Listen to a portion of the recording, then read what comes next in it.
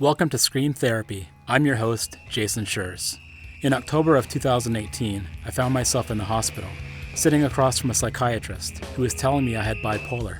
I was sent home with a bunch of medication and laid on the couch for a week. I had my iTunes library on shuffle, trying to shake the hornet's nest from my head. Ever since I was a kid, I've been using loud music as a form of therapy. Punk rock and mental health have always been connected. This podcast looks at that connection through the lens of different guests. This is Scream Therapy. No, not in a dope, contemporary, too much contempt for being loved.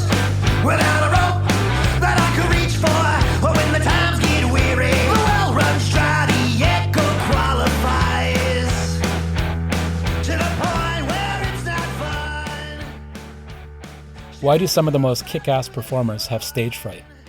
Or perhaps the better question is, what compels people with stage fright to perform in front of a live audience?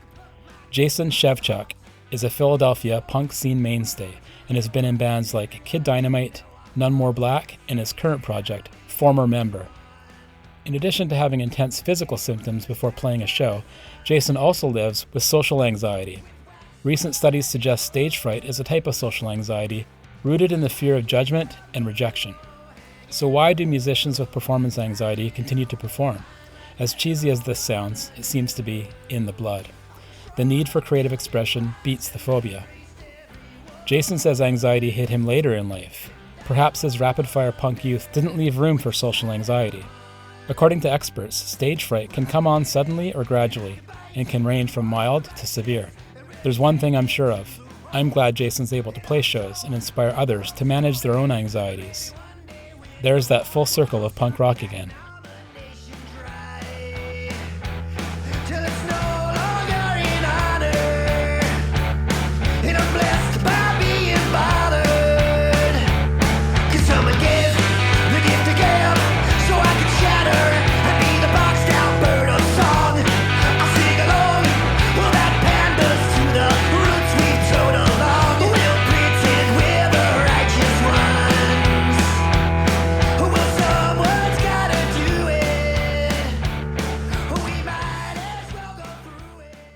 My name is Jason Shevchuk. I am probably best known for being the vocalist for the band Kid Dynamite, and then later None More Black, then Legretia, None More Black again, Kid Dynamite again.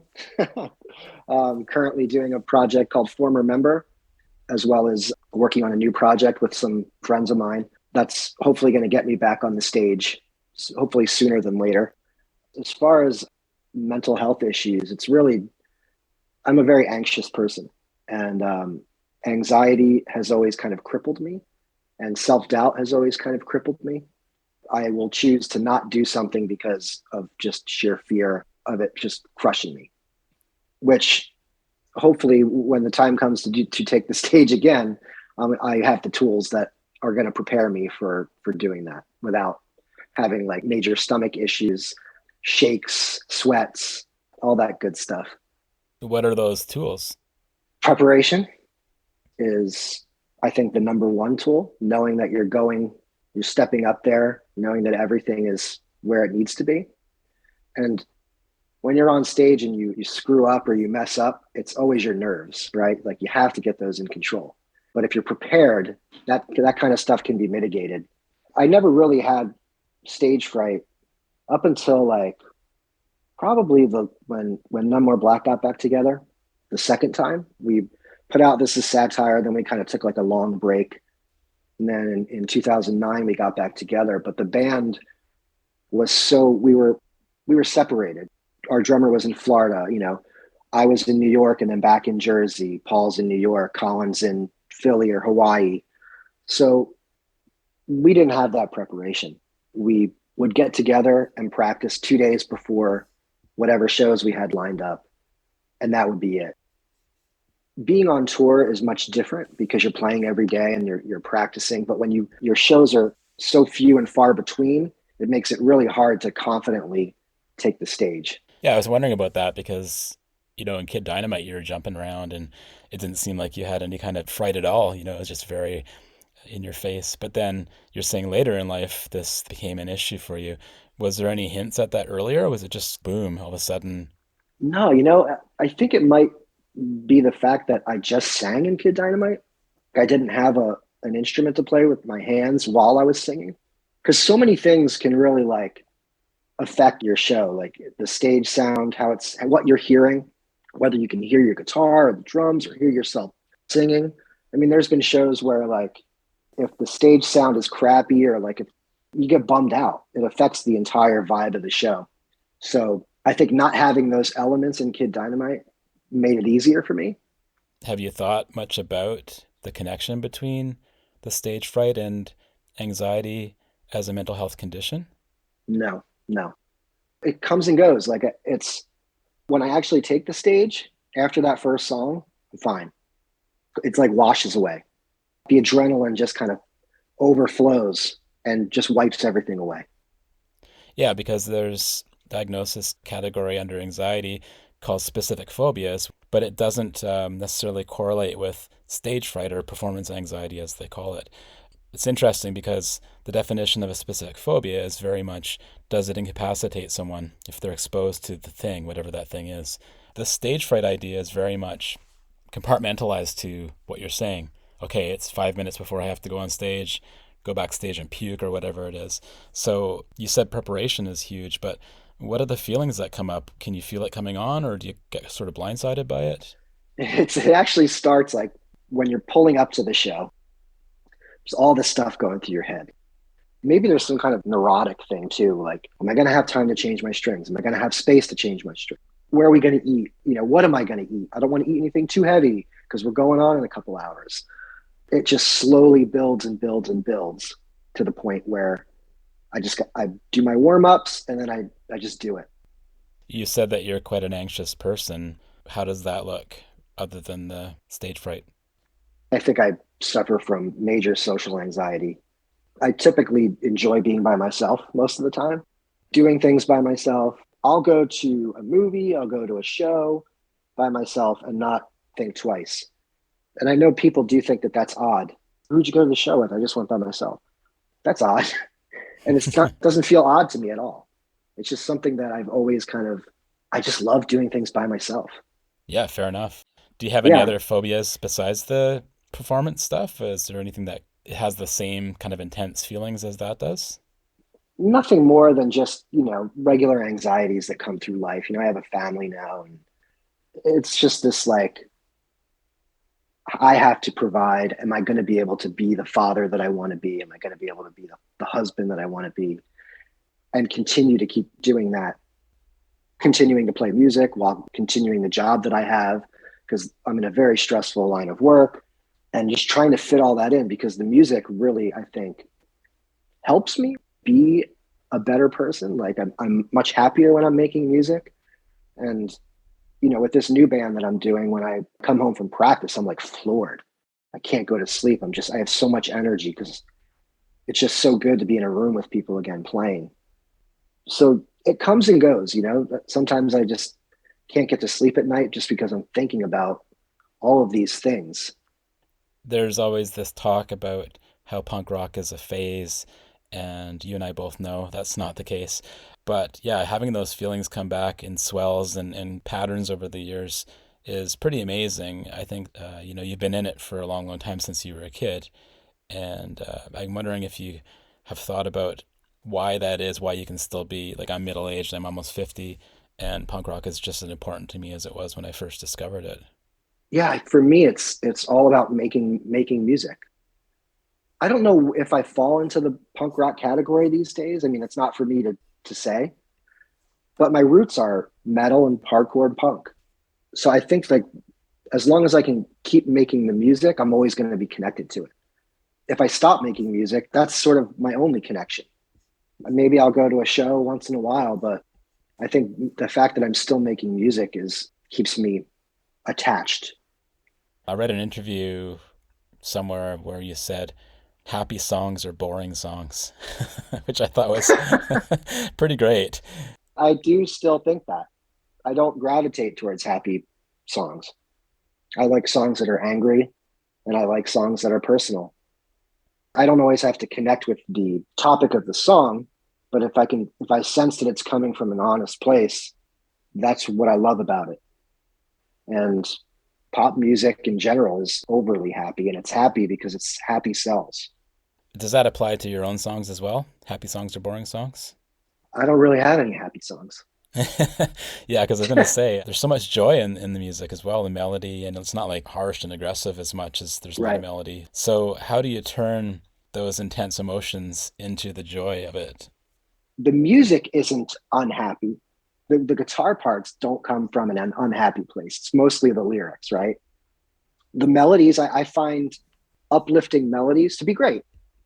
But if you're singing something uplifting, that's when I sort of be like, I'm done with this.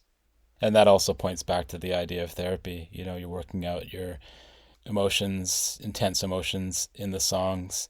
If you're having internal struggles or things that you want to express, being creative, then maybe singing songs about flowers and bunny rabbits isn't really the way to go. Right. I mean, that would be a good experiment, though. Maybe when I'm older and I don't have any more bands, I'll do the bunny rabbit and flower thing, see how it comes out. Yeah, and you have one child or two? I have two. You can do kids music for them.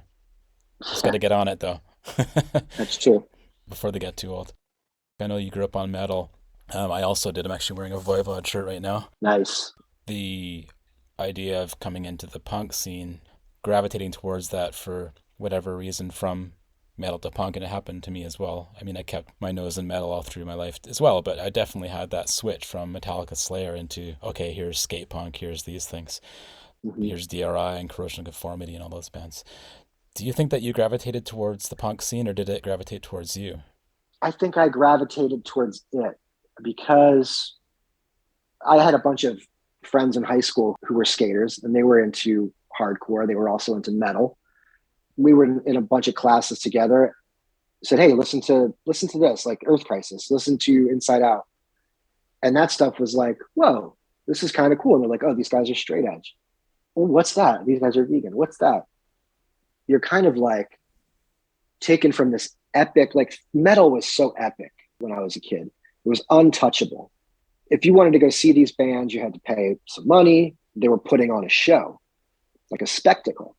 But all of a sudden, these bands would come through your area and you'd see them, kind of a small little community that is climbing on top of everyone and jumping on stage and sharing the microphone and jumping off the stage. And it was that physicality and the fact that it was so small knit really appealed to me. I really loved just going up and climbing on top of people at city gardens, and somebody would recognize me and pass me the mic so I could sing along. That's the coolest feeling when that happens. So yeah, definitely. I gravitated towards it for sure. Did it calm your anxiety in a noticeable way when you were younger? Did it settle you down? I didn't have a whole lot of anxiety when I was young. I was very, very confident. Everything started happening with my anxiety, like after Kid Dynamite and after, I'd say, early None More Black.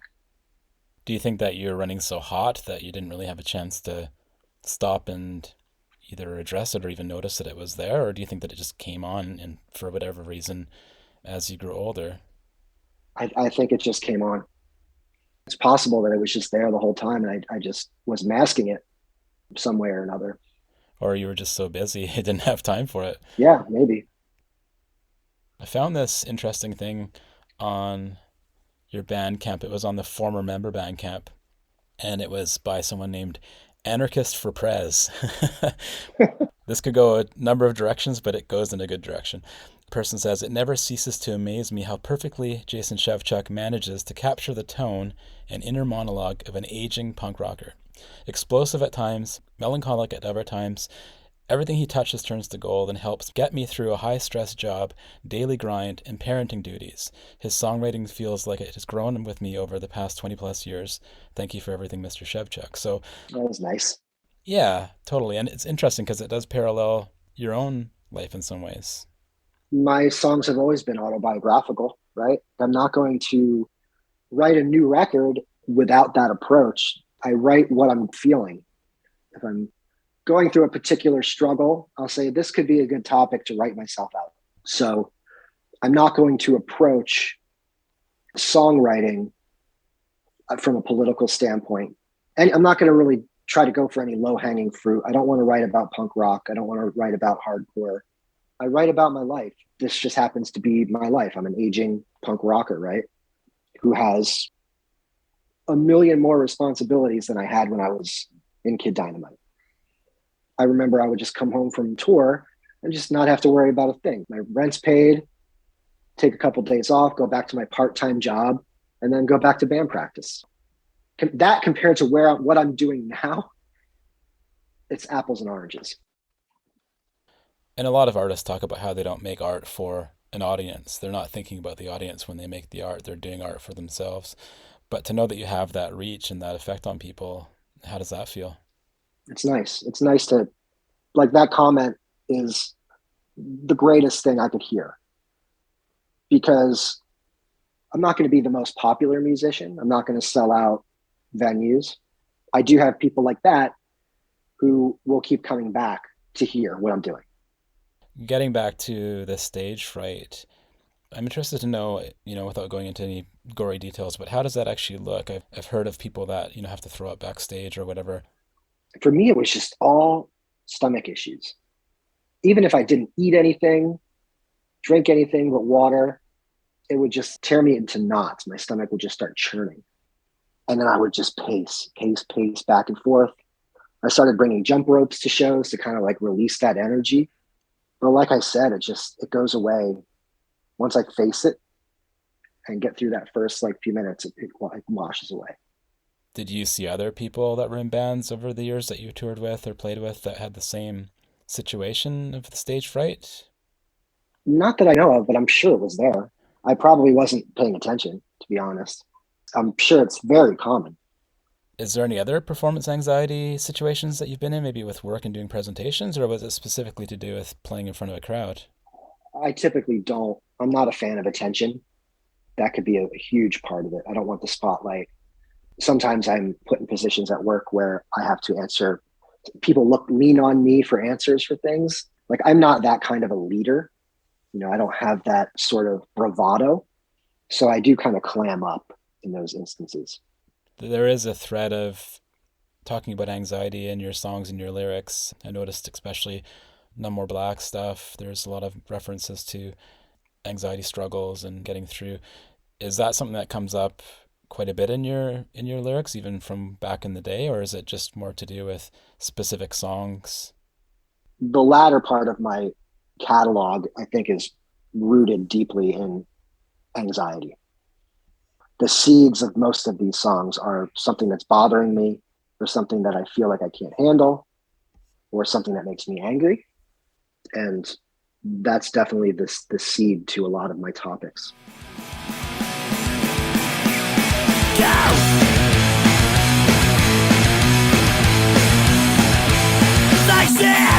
I'm catching on your chest. The flowing these through my door on my window.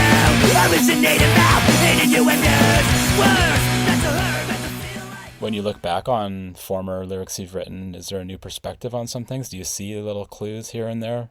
I know for me, when I was writing a lot of journalism stuff, I've been doing that for a long time, I would go back to stuff before I was diagnosed with bipolar, and I was like, oh, wait a second, the phrase scream therapy has come up in all these reviews over the last 20 years. It's funny, like I don't go back often. I should go back, and there's probably some songs where I don't even remember the root of it, the root of a lyric, the situation that I was in my life where I decided to write that song. I would imagine that would be the case in a few of my lyrics. But I feel like with Kid Dynamite, I mean, everything was written so fast, especially for the first record. I wrote all those lyrics in like a couple weeks. So I didn't have the span of writing a record. I didn't have that experience like the second record, because I wrote lyrics as we wrote the songs. The first record was already written. I just had to write the vocals to the tape that was already previously recorded. So that, I think, was probably just like, this song's going to be about this song's going to be about this song's going to be about this. Might have been just me kind of like riffing gibberish while I was trying to come up with melodies or phrasing. Maybe a line of gibberish is something that I can latch onto, or like there's a word in there that I might have sung that worked, and that I reverse engineered the song and wrote the lyrics around that. But I'm sure, like, if I go through the None More Black stuff, that's probably where it really starts to develop. Yeah, I like the gibberish idea. It's one of those things that I think every band has to do at some point in their practices when they're jamming. It's like, okay, Yep. let's just like go wild here and do some gibberish, and then later we'll go back and add in the phrasing Yeah. and stuff. That's sort of always been my technique. I just kind of, even now, like, I'm in this new band, we have 11 songs, and I think I have one song written completely. Everything else is still in gibberish form. Yeah. I was trying to get Dan Yeaman on the podcast at one point. He's obviously very busy and tough to wrangle, but him being a counselor, and I know that he was, coming into that a bit later in life, but when you were touring with him, was he the kind of person that would give you some counseling or some support in that kind of a way, or was it just a bunch of young people on the road and never really interacting in that way? I think we were just a bunch of excited dudes taking that time, and if he noticed something was up, he would ask you if something was up. He would say, "Hey, what's going on?" But there was never any sort of therapeutic aspect to it. The road was beating me up. I was sick a lot of the time. We were just grinding. And there was one time I remember in Canada, in London, at this place called The Office, I was like in a miserable mood. And he actually pulled me aside and he's like, "Hey man, I'm all ears. Let's talk through some stuff." That was the one time where I probably was just at an all-time low on the road. He was certainly, even with songwriting, very patient, because that's his field. He was working on his doctorate at the time. Always very patient. If you had an idea, he would always kind of listen and then see if it worked. So yeah, I mean, a little bit of both there. Do you remember the first time that you felt like punk rock was where you felt like it was filling you up and therapeutic? Maybe going to your first show? Early on, I would probably say I felt that way. Like the excitement of finding something new. I wonder if younger kids feel that way now when they discover what's going on outside of popular music. That's the thing, is punk and hardcore, is it the same? Is it as small still as it was in the early 90s? Because a lot of bands, it's kind of grown to be a popular thing, a thing that makes money and plays huge venues and festivals. I mean, I'm sure there's smaller sections of the scene that still exist. I don't have that feeling anymore. I had that feeling once when I felt it was small and that I belonged and I can contribute something. So I think in the beginning, that's probably when I felt the biggest impact, was just finding everything. And what has been the replacement for that feeling in your life? Where have you moved from there in order to fill that place of belonging? And there is none. Nothing has replaced it. Time to go back. Yeah. How do you do that? It's tough. I still got to get that excitement back. When you get back to playing shows, do you anticipate having the same kinds of performance anxiety, stage fright when you go back? I imagine so. But I'm ready for it this time.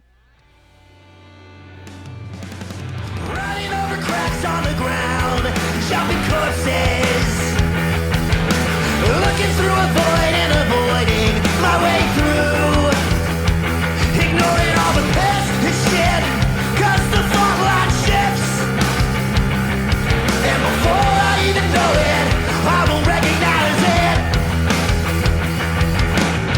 Oh, it can be better, and it can be loud, so we'll find a new way around. That was my conversation with Jason Shevchuk, a former member. formermember.bandcamp.com. Thanks for listening to the latest episode of Scream Therapy. I'm coming to you from Pal River, a small coastal town in British Columbia, Canada, on the traditional territory of the Clahaman Nation. Doing this podcast and talking to other folks living with mental health challenges has been a huge part of my journey. It means the world to me that you're out there listening. You can sign up for my newsletter and find more episodes at screamtherapyhq.com. That's screamtherapyhq.com. I'm looking forward to hearing from you. Let's talk punk and mental health. Thanks again for listening. Until next time, take care and be well.